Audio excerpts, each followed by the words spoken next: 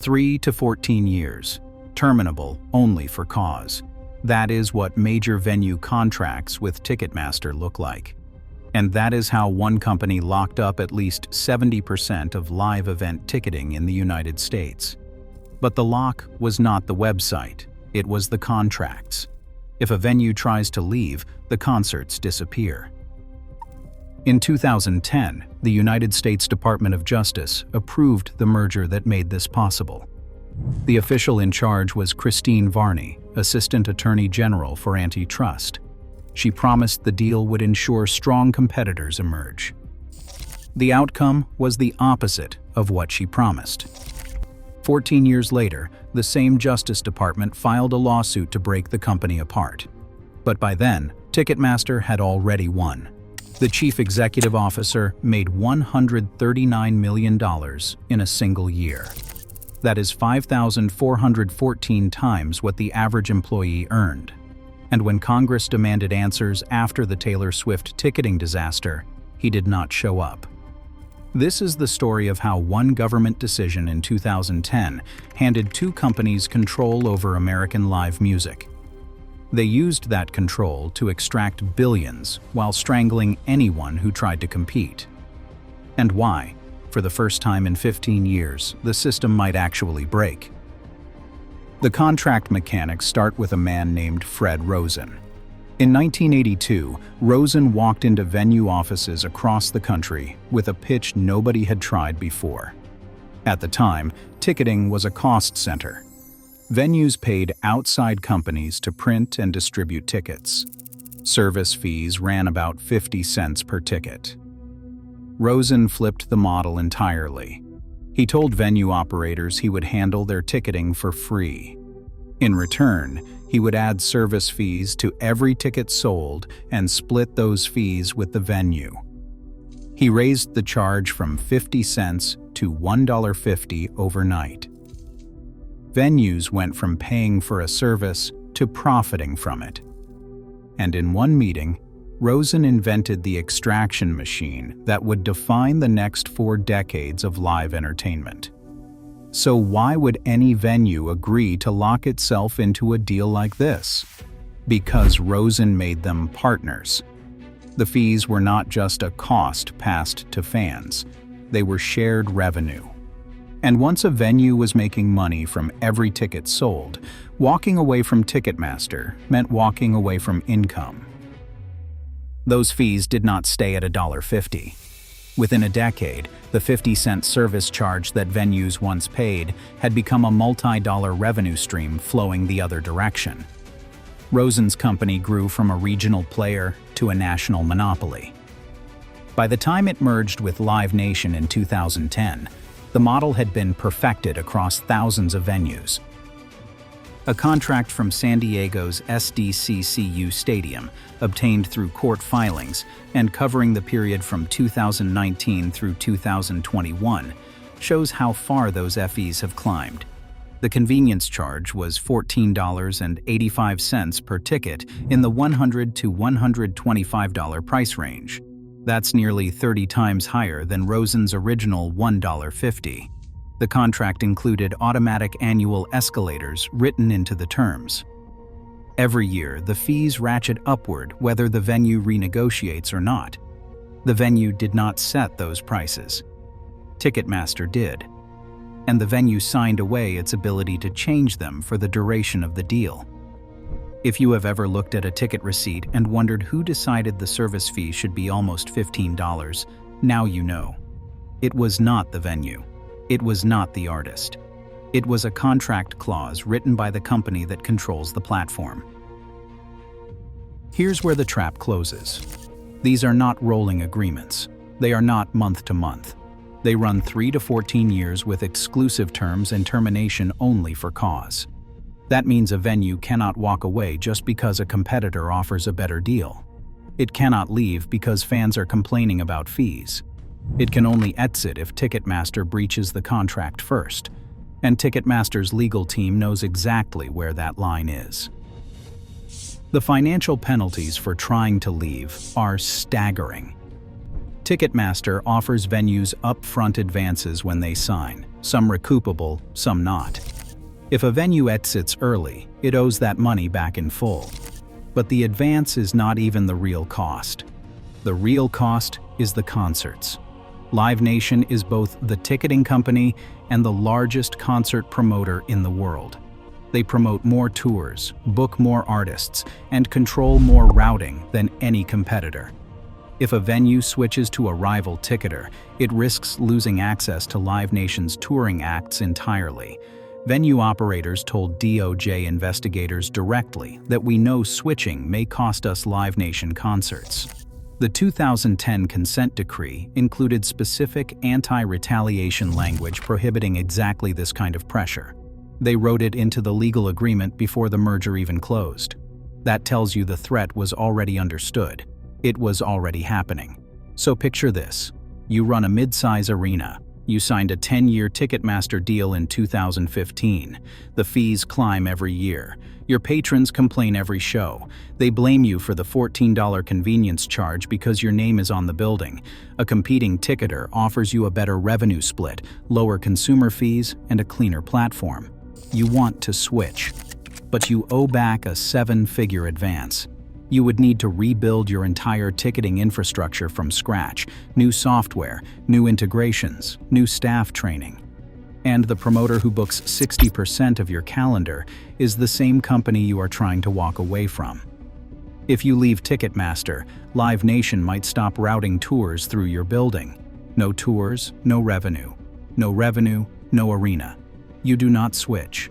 Nobody switches. That is the design. The DOJ complaint confirmed it. No rival ticketer holds more than 14% of the market, 70% versus 14%. That is not competition. That is a lock. But the contracts were just the beginning. The real money was somewhere else entirely. In 2017, the CBC investigative unit sent reporters undercover to a ticket broker conference in Las Vegas. What they found was a Ticketmaster program called TradeDesk. On hidden camera, a Ticketmaster sales executive told an undercover reporter that he had a client with more than 200 Ticketmaster.com accounts. When the reporter asked how common this was, how many professional brokers were running multiple accounts to buy tickets in bulk, the executive said he could not think of any of his clients who were not using multiple accounts. Let that land for a moment. Ticketmaster publicly condemns scalping. They have spent millions marketing themselves as the safe, official, consumer-friendly ticketing platform. They introduced Verified Fan, a system that supposedly filters out bots and gives real fans priority access.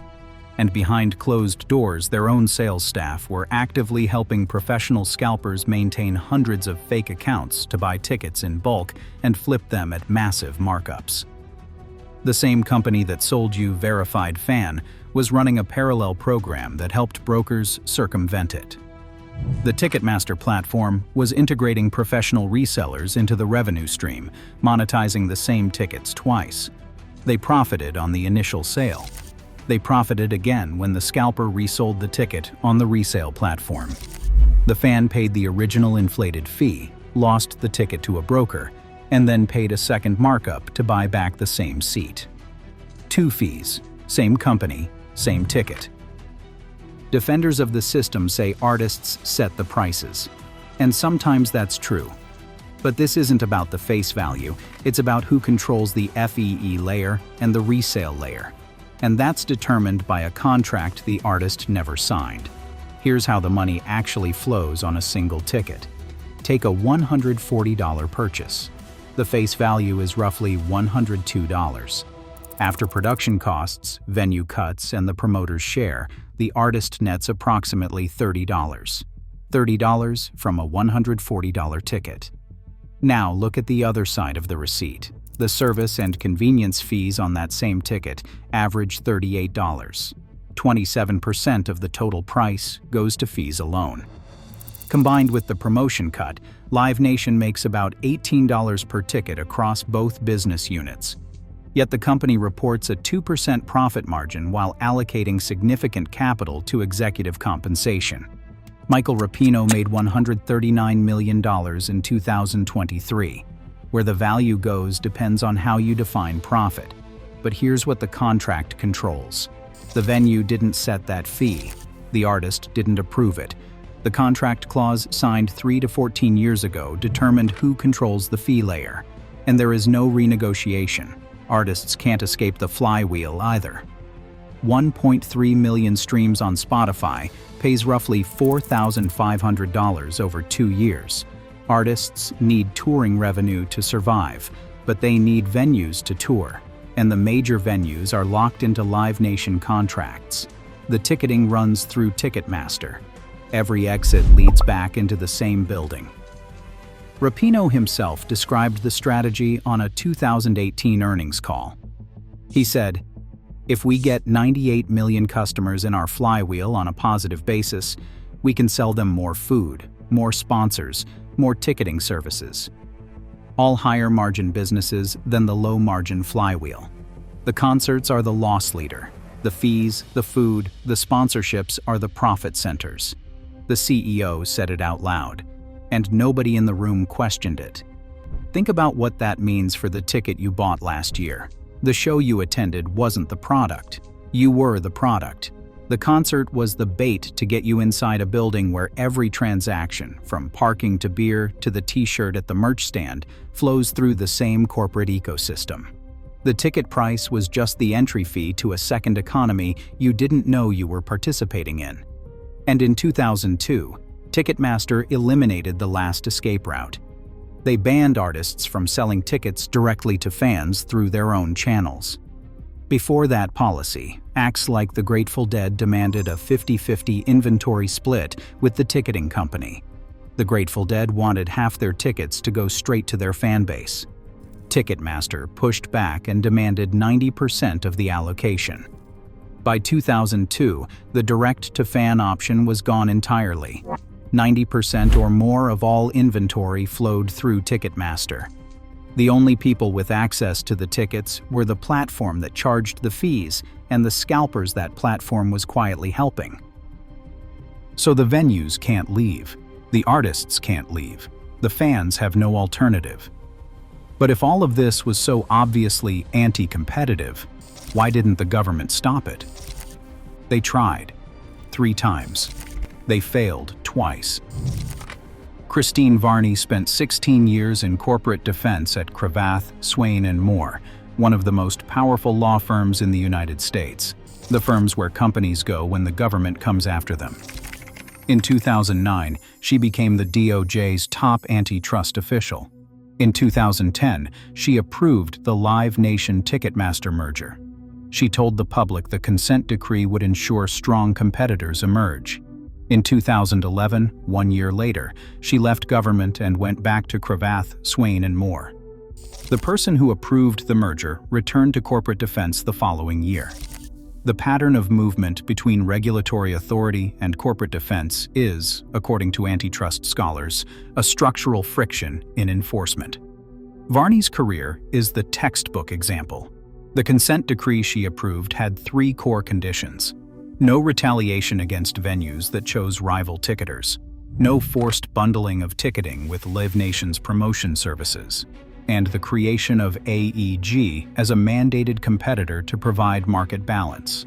Senators, including Chuck Schumer, opposed the merger publicly. Bruce Springsteen wrote a letter warning it would create a near monopoly. Even Wall Street was skeptical. Both companies' stock prices dipped on the merger announcement. None of it mattered. The merger was approved. Within a decade, the DOJ found that Live Nation had violated the consent decree at least 5 times. 5 documented violations of the agreement designed to prevent anti-competitive behavior. In 2013, a venue chose AEG as its ticketer for a Matchbox 20 show. The following year, Live Nation dropped ticket prices at that same venue below market rate. That was economic retaliation, exactly what the decree prohibited. In other cases, venues reported receiving fewer Live Nation touring acts after exploring rival ticketing platforms. The pattern was consistent: choose someone else, and the concerts dry up. Congressional testimony confirmed bundling violations too. The testimony said, when an artist plays these venues, they are required to use Live Nation as the promoter. The consent decree explicitly banned that requirement. It happened anyway. So what did the DOJ do when they found 5 violations of their own enforcement mechanism? They extended the decree by 5.5 years, pushing the expiration to 2025. They added a penalty of $1 million per violation. $1 million.